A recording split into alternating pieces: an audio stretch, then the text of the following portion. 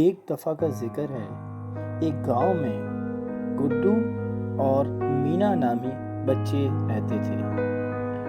وہ اپنے والد اور سوتیلی ماں کے ساتھ ایک چھوٹے سے گھر میں رہتے تھے۔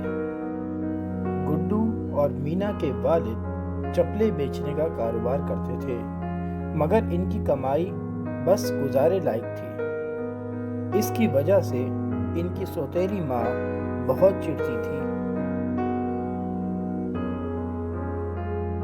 اتنے خرچے ہیں ان دونوں کے، آپ گڈو اور مینا کو کہیں دور جنگل میں چھوڑ دیں۔ جس پر ان کے والد منع کرتے تھے۔ ایک دن گڈو اور مینا کی سوتیلی ماں انہیں گھمانے کے بہانے جنگل میں لے گئی اور ان سے کہا، تم دونوں یہیں انتظار کرو، میں تھوڑی دیر میں پھول توڑ کے آتی ہوں۔ وہ دونوں سوتیلی ماں کا انتظار کرتے رہے اور رات ہو گئی، لیکن وہ نہیں آئی۔ وہ دونوں صبح ہوتے ہی وہ گھر کی تلاش میں نکل پڑے اور انہیں بھوک بھی لگ رہی تھی۔ اچانک ان کی نظر ایک گھر پر گئی۔ اس گھر پر طرح طرح کی خوبصورت کینڈیز بنی ہوئی تھی۔ وہ دونوں اسے کھانے کے لیے اس گھر میں چلے گئے۔ اچانک ایک عورت ان کے سامنے آ گئی اور کہنے لگی، بچوں، تمہیں جتنا بھی کھانا ہے کھا لو۔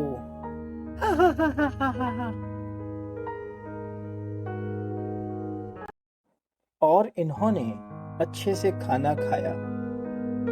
کھانے کے بعد ان دونوں کی آنکھ لگ گئی اور جیسے ہی وہ جاگے تو وہ دونوں ہی بندر بن چکے تھے، اور وہ جادوگرنی نے اپنے جادو سے انہیں بندر بنا دیا تھا، اور وہ دونوں اب جادوگرنی کے قید میں تھے اور وہ ان سے سارا کام کرواتی تھی۔ وہ دونوں پورا دن کام کر کے تھک چکے تھے۔ گڈو نے سوچا کہ جادوگرنی کا سارا جادو اس کے ساتھ رہنے والا گدھا کرتا ہے۔ جب وہ سو گئی تو گڈو اور مینا نے اس گدھے سے بات کی۔ اے گدھے، تم اس کی کیوں بات مانتے ہو؟ تو اس نے سارا ماجرا بتایا اور بولا، اس کی جان ایک لاکٹ میں ہے اور وہ جادوگرنی کے پاس ہے۔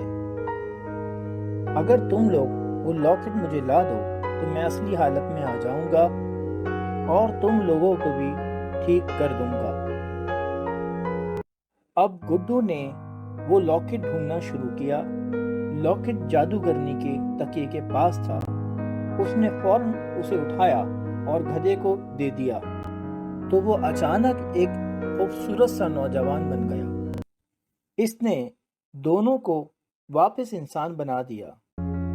گڈو اور مینا نے اس کا شکریہ ادا کیا اور جادوگرنی کو ایک چڑیا بنا کر قید کر دیا۔ آبرا کڈابرا، بن جا چڑیا۔ جتنا بھی سونا اس جادوگرنی کے پاس تھا وہ انعام کے طور پر گڈو اور مینا کو دے دیا اور ان دونوں کو گھر پہنچا دیا۔ انہیں دیکھ کر ان کے والد کی خوشی کی انتہا نہیں رہی اور وہ بولے، وہ چالاک عورت کو انہوں نے گھر سے نکال دیا۔